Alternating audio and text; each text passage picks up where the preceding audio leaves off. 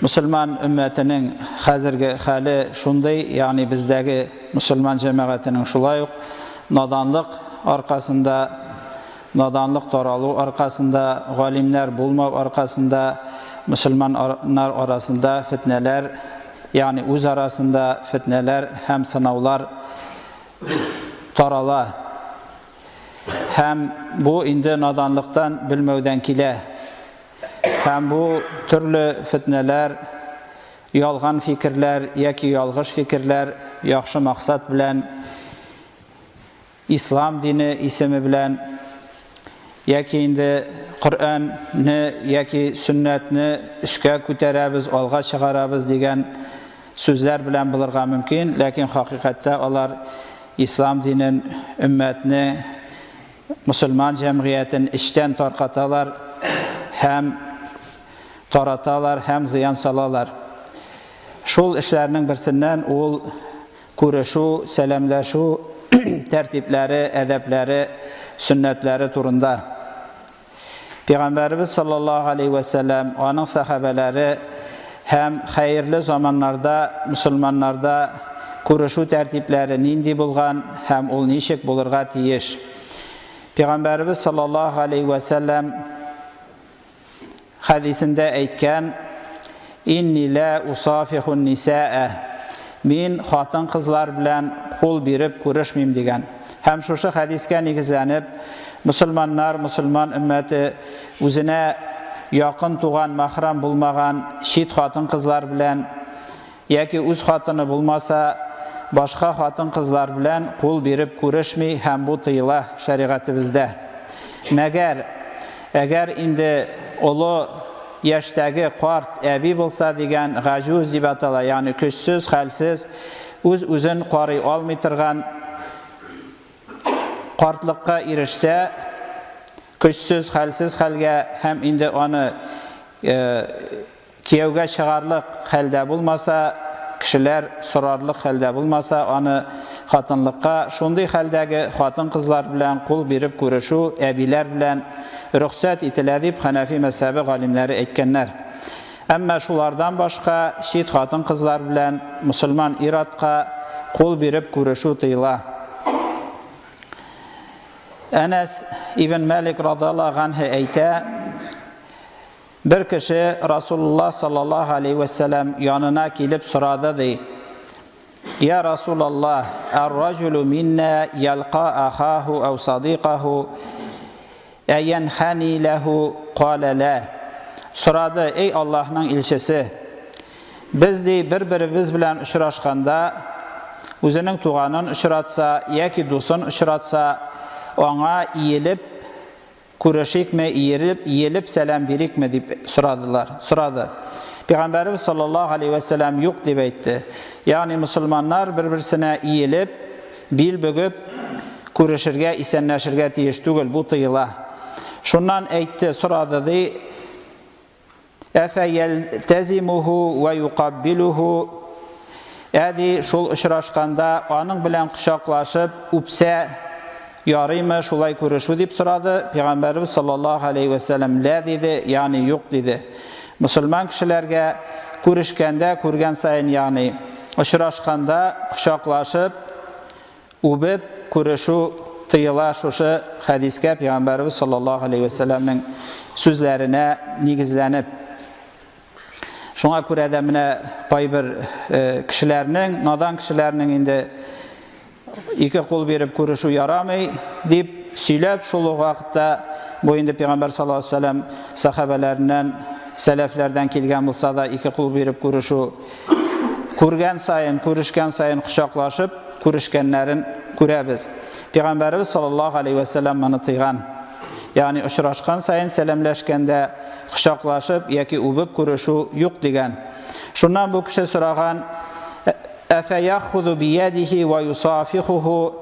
Adi onun, ya'ni qardoshingning endi uchrashganda qo'lidan tutib ko'rishsang, qo'l berishib ko'rishsang, Peygamberimiz sallallohu alayhi ve sellem na'am degan, ayye degan. Şuşu hadisden çıkıp Müslüman kişilerge irler bir-birisi arasında, hem hatın kızlar bir-birisi arasında kul verip kuruşu, selamlaşu, ol sünnet sanala. Bu hadisni indi İmam Tirmizi kitire. Enes radallahu anh'dan hem bu hadis hasan deb, yaxşı hadis deb hüküm çıkargan. Ama indi kuruşkende, kuşaklaşıp kuruşu, yaki ubuga kilgende, galimler aytganlar, yani bu burungi galimler, hazırgi malaylar tugul, selef zamanındaki galimler, hem indi Hanefi galimleri şulay fiqh kitaplarında yazılgan, ubib kuruşu mangayından meselen yaki bitinden kuşaklap kuruşu, eğer o Irak seferden soň bolsa, bik kuruşuga şatlanıp, sağınıp kuruşu bolsa, yani bir nindi riyasız, hem ul kişini ululaw ma'nasında bulmasa, sağını sebepli, ul kişini yaratuğun sebepli, Müslüman kardeşinle bik uzak kuruşmağın sebepli bolsa, kuşaklaşıp, yaki indi mangayından ubib kuruşu ruhsat etilgen. Çünkü bu Peygamberimiz sallallahu aleyhi ve sellem işlegen iş, hem onun sahabelerinden şuşunday eserler kile. Şulayık Peygamberimiz sallallahu aleyhi ve sellem'den kitirile ennehu qabbala beyne aynay Ja'far ve agtanaqahu hina qadima minel habeşeti qala vallahi ma adri bi eyyihima ana afrahu bi fethi Khaybara em bi qudumi Ja'fara. Bu bana indi yani bik sağınganda kuşaklap yaki ubib kuruşu turunda Peygamberimiz sallallahu aleyhi ve sellem'den rivayetler, hadisler kile onun şulay işlevi turunda hem şulardan birisi indi. Şuşu hadis Peygamberimiz sallallahu aleyhi ve sellem Ja'far radallahu anh'ını kurgeç, Ja'far radallahu anh indi birinci hicret kılışılar bilen Habeşe'de, Efiyopya'da bulgan. Sonundan Müslümanlar Medine'ge hicret kılgandan soň olar indi türküm Medine'ge köşüp qaytganlar. Hem Ja'far radallahu anh Peygamberimiz sallallahu aleyhi ve sellem'nin bitinde iki tuğanı yaki abisi bula, abisi yağından enesi bula. Ja'far radallahu anh Medine'ge köşkende Peygamber sallallahu aleyhi ve sellem gaskeri bilen Khayber'ni algan bula. Khayber Müslümanlar koluna köşken bula.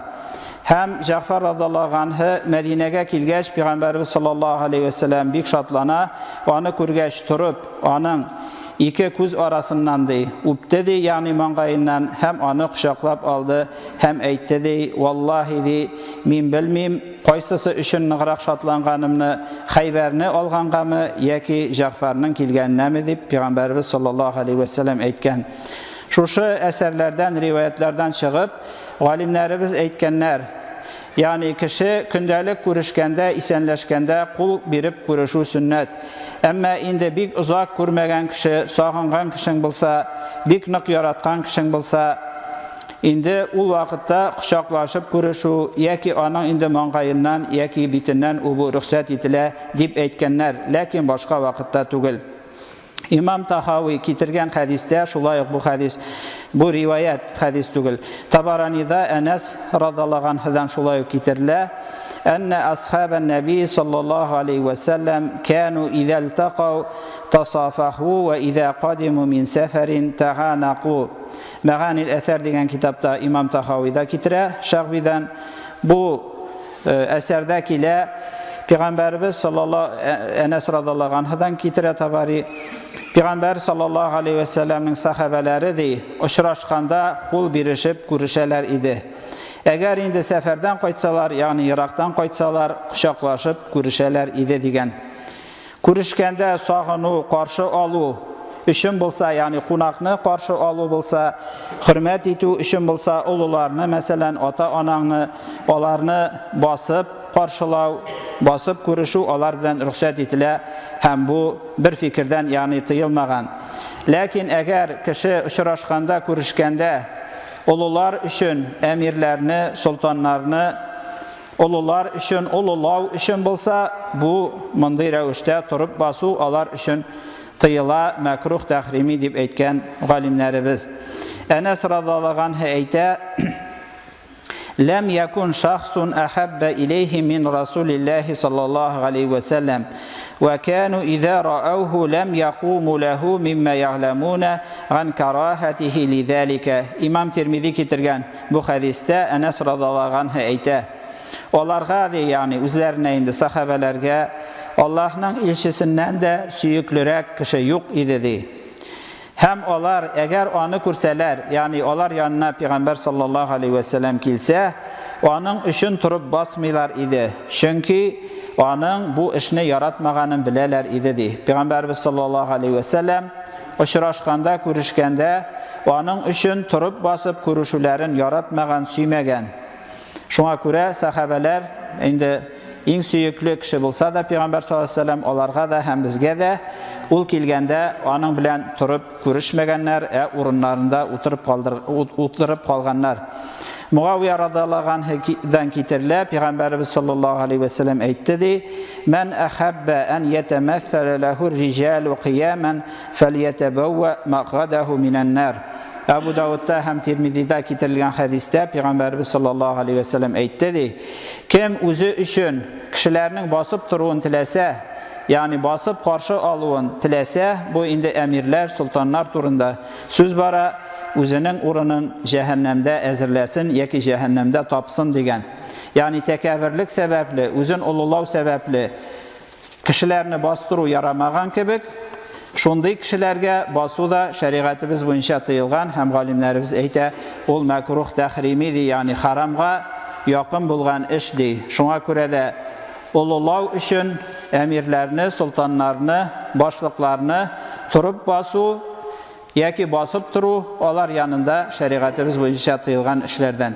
Lakin indi hürmet yüzünden ulularını, yeki misafirlerini karşı alganda uzak görüşmüşü, yeki üyüne konak gelgende onlarını hürmet yüzünden riyasız, yani riyasız revişte bulsa, hürmet yüzünden onlarını turup, yeki onlarga karşı çıkıp, selamlav onlarını hem onlar bilen görüşü şeriatte bir fikirden galimler tarafından tıyılmagan ruhsat itile.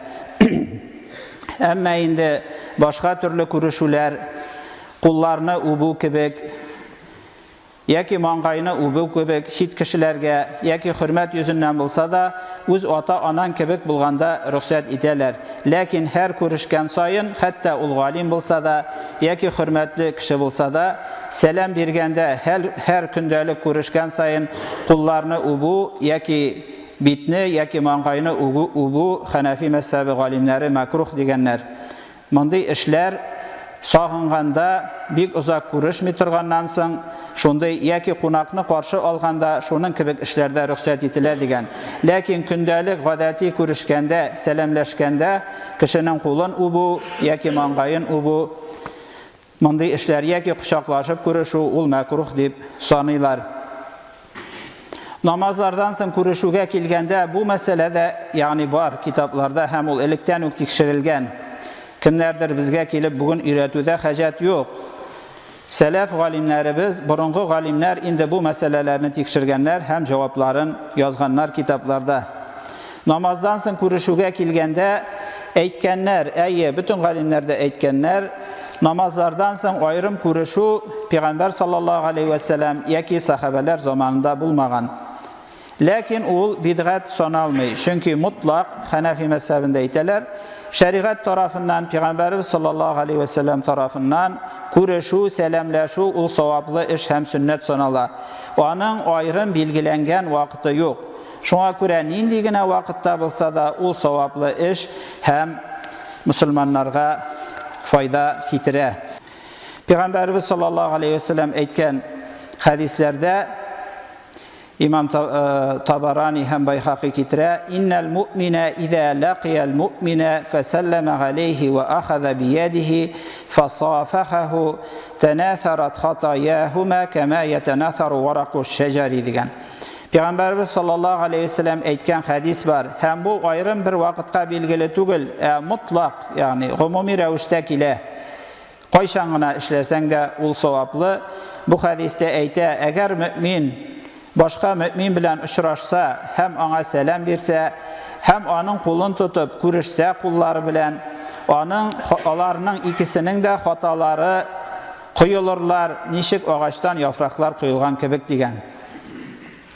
Hem bu umumi, yani ayrım bir vakitka beyle tügül, Sinan'ı namazdan son görüşesin mi, uramda görüşesin mi, bazarda görüşesin mi, üyde mi, başka yerde mi, ayırması yok. Şuna göre de iratlar bir-birisi bilen, hatın kızlar bir-birisi bilen, küpme kübrek görüşseler kul birişip, şul hatli, onlarının ikisinin de günahları kıyılır digen. Hem ikinci haberde eytile, ikinci hadiste "Ma min muslimeyni yeltaqiyani yetasafahani illa gufira lehumu qabla en yeteferraka." İmam Ebu Davud hem Tirmizi getirgen hadiste Peygamberimiz sallallahu aleyhi ve sellem eytti. Nindigine, mınamında eytileme min muslimeyni digen. Nindigine iki Müslüman, yani günahlı mı, sevaplı mı, yakşı mı, yaman mı ayırması yok. Nindigine iki Müslüman uçraşkanda kul birişip görüşseler, hem kayber rivayetlerde kileyinde ihlas köngülden deyip, yani köngülünde düşmanlık bulmayışı ona kul birip görüşseler, onlarının günahları ikisinin de gafu itilir, ayrılıp gitkençe digen. Yani kuruşup güne gitseler, şuşu kuruşup gitkençe onlarının günahları gafu itilir deyip eytken Peygamberimiz sallallahu aleyhi ve sellem.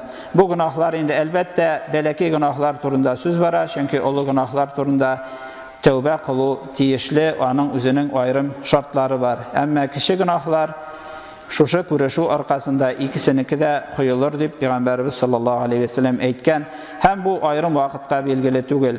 Şuna göre de Müslümanlarda gadet bulgan kayber yerlerde, mesela zamanında İmam Nevevi eytken, bizde de ertengi namazdan son hem ikindi namazından son de bütünüsü kuruşeler degen. Yani İmam Nevevi vakitinde da bulgan namazdan son kuruşu, ol hazır kilip çıkan ayber tügül.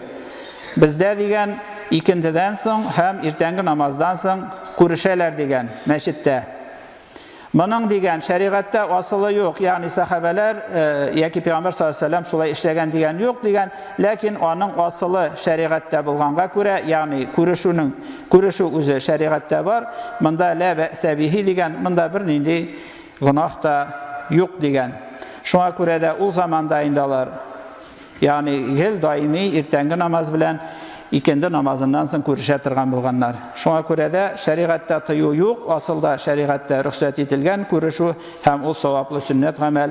Eğinde Müslümanların gadetleri eğer şeriatka karşı haram işe kirmeyken bu işler sevaplı hem ruhsat etile koyşan işlenüğüne koramastan.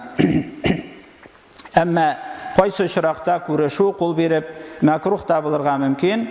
Alimler eytkenler, eğer kişinin teninde yığışlı şir bulsa, ten şirleri indi prakazı kebek hem başka andı kişilerle kul birip kuruşu makruh digenler. Yani şundi onda da haram tugul, makruh digenler, yani kuruşmeu yakşırak digenler, ama tıyılmagan.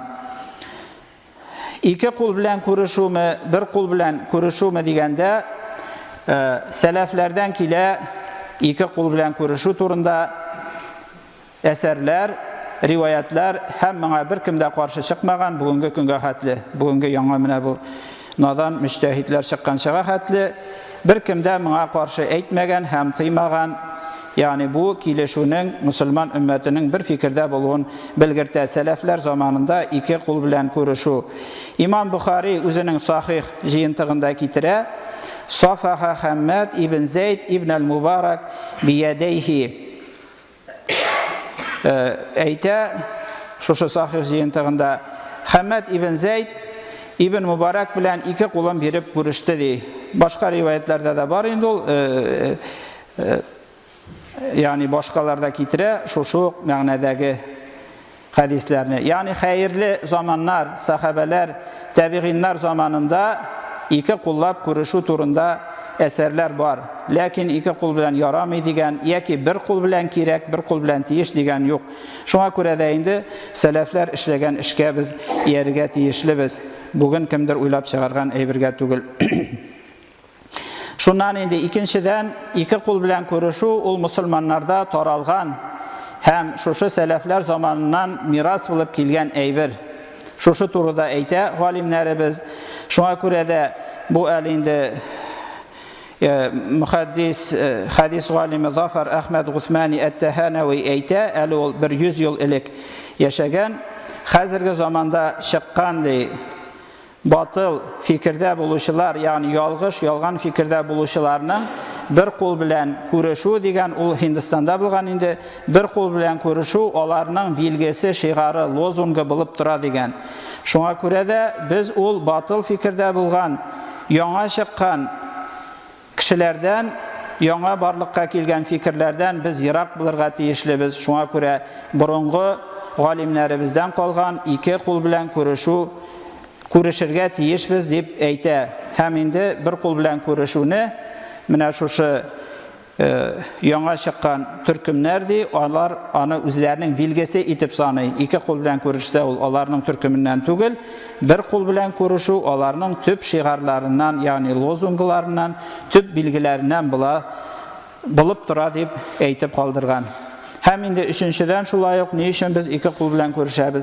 Çünkü ol bizning xalqdagi gadet, hem bizni musulman tügül, kafir xalqlardan ayıratırgan bilgi bulup dura. Yani Nasaralarda iki kul bilen kuruşmay, bir kul bilen kuruşa, Yahudlar da iki kul bilen kuruşmay, Mecusiler de, yaki ateistlar da, Dehriler de bir kul bilen gına kuruşa. Ama musulmanlar bizning jirlikte şulay yok indi. İki kul bilen kuruşkenler ul bizdegine tügül, indi Orta Aziya bulsun. Yani biz bilgen bütün musulmanlar da iki kul birip kuruşalar. Hem ul şuşu selef zamanından o kilgen miras bulup kalgan gadet musulmanlardağı. Şuna göre biz şul gadetlerge iyeriga tiyişbiz. Ul gadetni bitirip musulmanlarda bulgan, kafirlerde bulgan gadetlerini kirtirge tiyiş tügül. Indi Allah Teala barşalarımızga da tevfik hidayet birse idi, ilimlerimizni arttırsaydı, nadanlıktan Allah Teala saklasaydı, hem nadanlarga iyeruden saklasaydı.